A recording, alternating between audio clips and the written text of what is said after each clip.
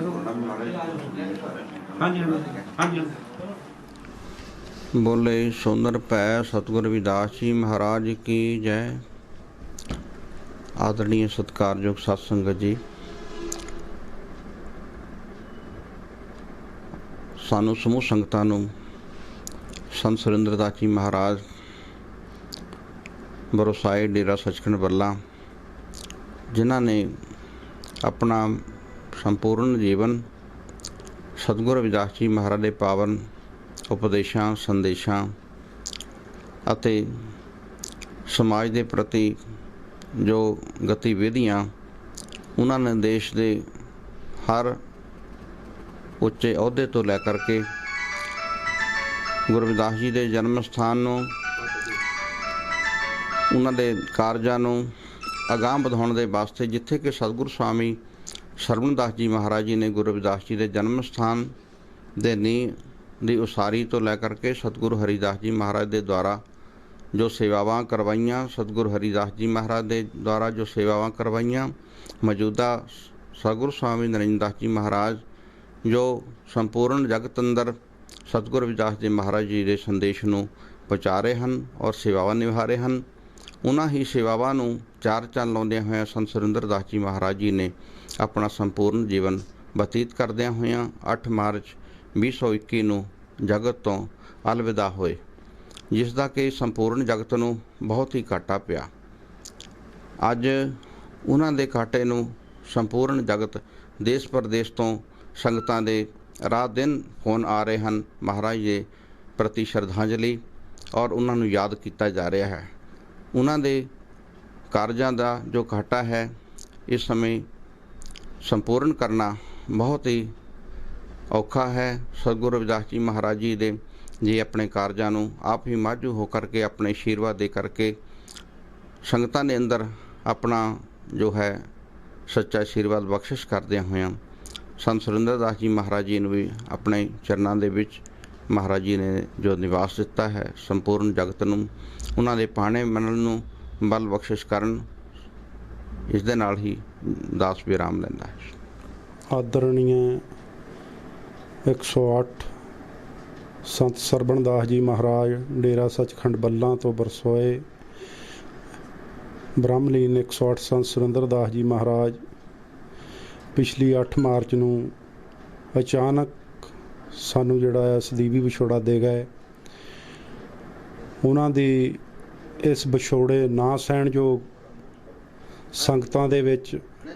बहुत ही मन भर भर के रो रहीआं संगतां महाराज जी नूं याद करदियां।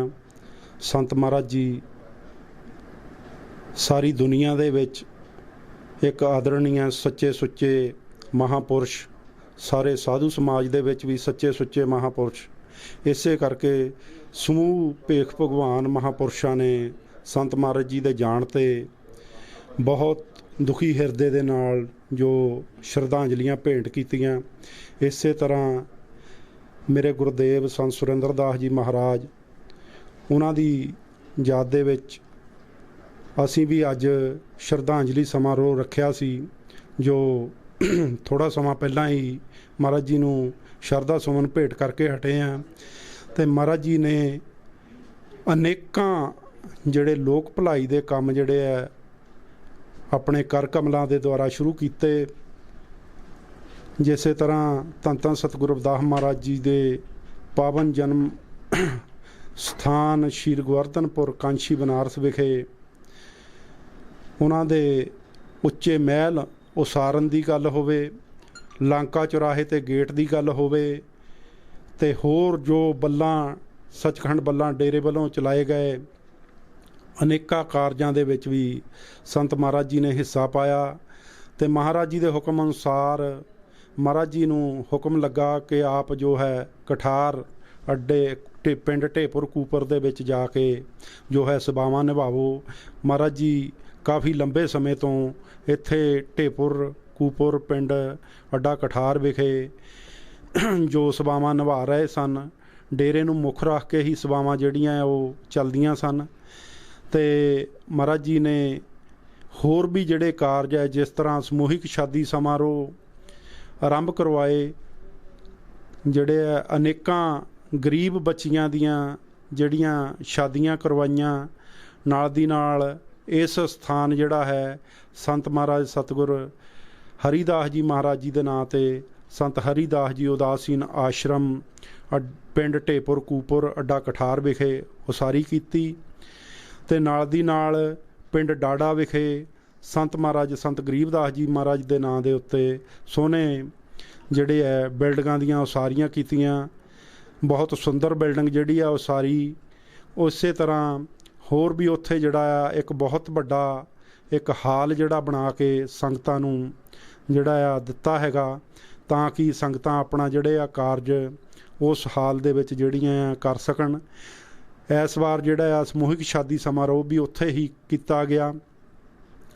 ਅਤੇ ਇਸੇ ਤਰ੍ਹਾਂ ਜਿਹੜੇ ਆ ਸੰਤਾਂ ਮਹਾਰਾਜ ਜੀ ਨੇ ਬਹੁਤ ਅਨੇਕਾਂ ਹੋਰ ਵੀ ਜਿਹੜੇ ਕਾਰਜ, ਜਿਸ ਤਰ੍ਹਾਂ ਕਿ ਚੇਤਨਾ ਚਿੰਤਨ ਸਮਾਰੋਹ ਇੱਥੇ ਪਿਛਲੇ ਸੰਨ 2000 ਮਾਰਚ 2000 ਦੇ ਵਿੱਚ ਕਰਵਾਇਆ ਸੀ। ਅਤੇ ਮਹਾਰਾਜ ਜੀ ਨੇ ਇਹ ਜਿਹੜਾ ਚਿੰਤਨ ਚੇਤਨਾ ਸਮਾਰੋਹ ਹੈ ਬਹੁਤ ਹੀ ਸੁਚੱਜੇ ਢੰਗ ਨਾਲ ਬੁੱਧੀਜੀਵੀ ਪੂਰੇ ਭਾਰਤ ਦੇ ਵਿੱਚੋਂ ਬੁਲਾ ਕੇ ਜਿਹੜਾ ਇਹ ਸਮਾਰੋਹ ਕੀਤਾ ਸੀਗਾ। ਅਤੇ ਮਹਾਰਾਜ ਜੀ ਹੁਣ ਵੀ ਉਸ ਤਰ੍ਹਾਂ ਦਾ ਸਮਾਰੋਹ ਜਿਹੜਾ ਆ ਉਹ ਕਰਨਾ ਵਾਸਤੇ ਤਿਆਰੀਆਂ ਕਰ ਰਹੇ ਸੀ, ਪਰ ਅਚਾਨਕ 8 ਮਾਰਚ ਨੂੰ ਜਿਹੜਾ ਆ ਉਹ ਸਾਡੇ ਵਿੱਚੋਂ ਸਰੀਰਕ ਤੌਰ 'ਤੇ ਜਿਹੜਾ ਆ ਸਾਨੂੰ ਸਦੀਵੀ ਵਿਛੋੜਾ ਦੇ ਗਏ। ਪਰ ਮਹਾਰਾਜ ਜੀ ਸਰੀਰਕ ਤੌਰ 'ਤੇ ਚੋਲਾ ਬਦਲ ਕੇ ਇਸੇ ਤਰ੍ਹਾਂ ਸੰਤ ਮਹਾਰਾਜ ਸੰਤ ਪ੍ਰਦੀਪ ਦਾਸ ਜੀ ਮਹਾਰਾਜ ਜੀ ਨੂੰ ਜਿਹੜਾ ਆ ਇਸ ਡੇਰੇ ਦੇ ਸੰਚਾਲਕ ਸੰਤ ਨਿਰੰਜਨ ਦਾਸ ਜੀ ਮਹਾਰਾਜ ਜੀ ਦੇ ਕਰ ਕਮਲਾ ਦੁਆਰਾ ਜਿਹੜਾ ਆ ਸੇਵਾਵਾਂ ਸੌਂਪੀਆਂ ਗਈਆਂ। ਅਤੇ ਮਹਾਰਾਜ ਜੀ ਸੰਤ ਪ੍ਰਦੀਪ ਦਾਸ ਜੀ ਵੀ ਜਿਹੜੇ ਹੈ ਉਹਨਾਂ ਨੇ ਮਹਾਰਾਜ ਜੀ ਦੇ ਇਸ ਸਦੀਵੀ ਵਿਛੋੜੇ ਨੂੰ ਮੁੱਖ ਰੱਖਦੇ ਹੋਏ ਅੱਜ ਸ਼ਰਧਾਂਜਲੀ ਸਮਾਰੋਹ ਜਿਹੜਾ ਆ ਸਮੂਹ ਪ੍ਰਬੰਧਕ ਕਮੇਟੀ ਸ਼ਾਦੀ ਸਮਾਰੋਹ ਜਿਹੜਾ ਆ ਉਸ ਦੇ ਇਸ ਮੀਟਿੰਗ ਦੇ ਵਿੱਚ ਜਿਹੜੇ ਆ ਸ਼ਰਧਾ ਦੇ ਫੁੱਲ ਭੇਟ ਕਰਵਾਏ। ਸੋ ਅਸੀਂ ਮਹਾਰਾਜ ਜੀ ਨੂੰ ਅਤੇ ਸੰਤ ਮਹਾਰਾਜ ਜੀ ਸੰਤ ਸੁਰਿੰਦਰ ਦਾਸ ਜੀ ਮਹਾਰਾਜ ਜੀ ਬ੍ਰਹਮਲੀਨ ਉਹਨਾਂ ਨੂੰ ਸਾਡੀ ਸੱਚੀ ਸੁੱਚੀ ਜਿਹੜੀ ਸ਼ਰਧਾ ਸੁਮਨ ਇਹੀ ਹੈਗੇ ਆ ਕਿ ਅਸੀਂ ਉਹਨਾਂ ਦੇ ਚਲਾਏ ਹੋਏ ਕਾਰਜਾਂ ਨੂੰ ਅਤੇ ਉਹਨਾਂ ਦੇ ਪਾਏ ਹੋਏ ਪੂਰਨਿਆਂ ਦੇ ਉੱਤੇ ਚੱਲ ਕੇ ਜਿਹੜਾ ਆ ਮਹਾਰਾਜ ਜੀ ਦੀ ਜਿਹੜੇ ਆ ਆਸ਼ੀਰਵਾਦ ਪ੍ਰਾਪਤ ਕਰੀਏ ਜੀ। ਇਹੀ ਮਹਾਰਾਜ ਜੀ ਨੂੰ ਸੱਚੀ ਸੁੱਚੀ ਸ਼ਰਧਾਂਜਲੀ ਹੋਵੇਗੀ। ਡੇਰਾ ਸੱਚਖੰਡ ਵੱਲੋਂ ਤੋਂ ਬਰਸਾਏ ਸੰਤ ਹਰੀਦਾਸ ਜੀ ਉਦਾਸੀਨ ਆਸ਼ਰਮ ਦੇ ਸੰਚਾਲਕ ਸੰਤ ਸੁਰਿੰਦਰ ਦਾਸ ਜੀ ਬੀਤੀ 8 ਮਾਰਚ ਨੂੰ ਇਹ ਬ੍ਰਹਮਲੀਨ ਹੋ ਗਏ। ਸੰਤ ਸੁਰਿੰਦਰ ਦਾਸ ਜੀ ਜਿਹੜੇ ਕਿ ਇਸ ਆਸ਼ਰਮ ਦੀਆਂ ਸੇਵਾਵਾਂ ਬਹੁਤ ਹੀ ਸੁਚੱਜੇ ਢੰਗ ਦੇ ਨਾਲ ਇਹ ਚਲਾਉਂਦੇ ਸਨ, ਉਹਨਾਂ ਦੇ ਬ੍ਰਹਮਲੀਨ ਹੋਣ ਦੇ ਨਾਲ ਇੱਥੇ ਬਹੁਤ ਹੀ ਵੱਡਾ ਜਿਹੜਾ ਆ ਉਹ ਸੰਗਤਾਂ ਨੂੰ ਘਾਟਾ ਪਿਆ ਹੈ। ਸੰਤ ਸੁਰਿੰਦਰ ਦਾਸ ਜੀ ਬਹੁਤ ਹੀ ਨੇਕ ਪੁਰਸ਼,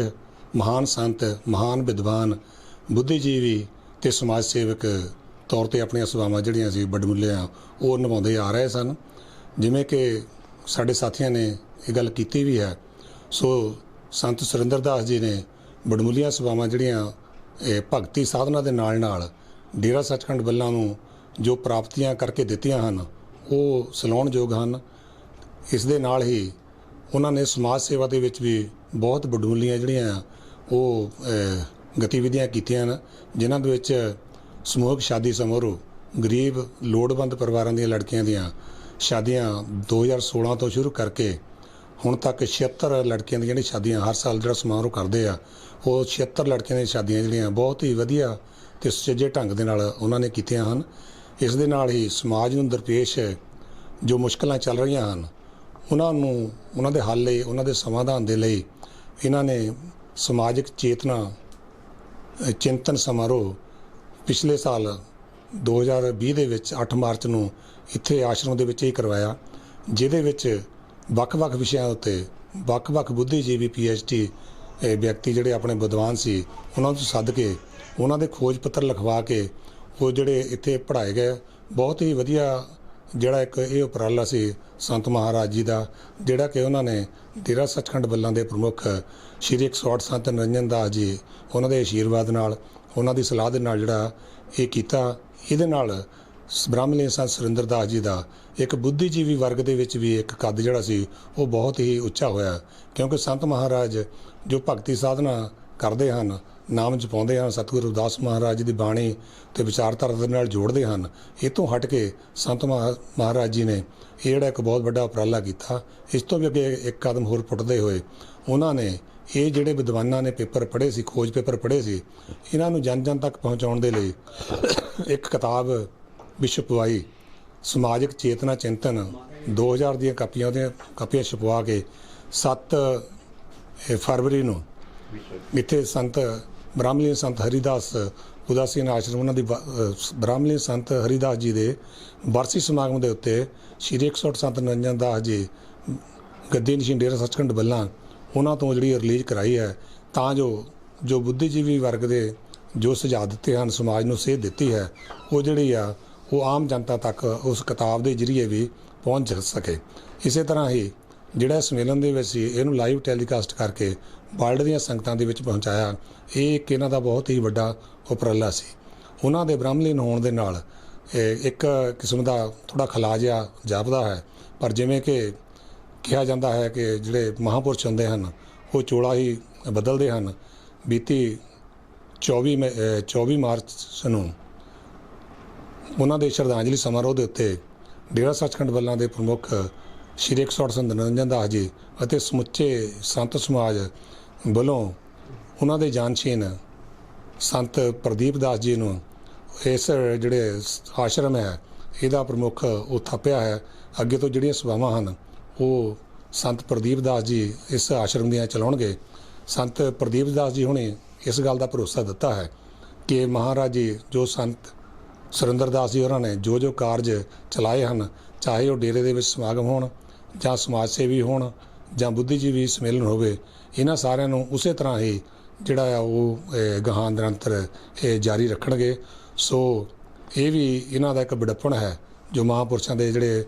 ਕਦਮ ਚਿੰਨ੍ਹਾਂ 'ਤੇ ਚੱਲਦੇ ਹੋਏ ਉਹਨਾਂ ਵੱਲੋਂ ਜਿਹੜੇ ਪਾਏ ਪੂਰਨੇ ਆ ਉਹਨਾਂ ਨੂੰ ਅਗਾਂਹ ਜਿਹੜਾ ਉਹ ਤੋਰਨ ਦਾ ਇਹਨਾਂ ਨੇ ਬਹੁਤ ਵੱਡਾ ਇੱਕ ਅਹਿਦ ਲਿਆ ਹੈ। ਸੋ ਇਹਦੇ ਲਈ ਅਸੀਂ ਇਹਨਾਂ ਦੇ ਬਹੁਤ ਬਹੁਤ ਧੰਨਵਾਦੀ ਵੀ ਹਾਂ। ਇਸ ਦੇ ਨਾਲ ਹੀ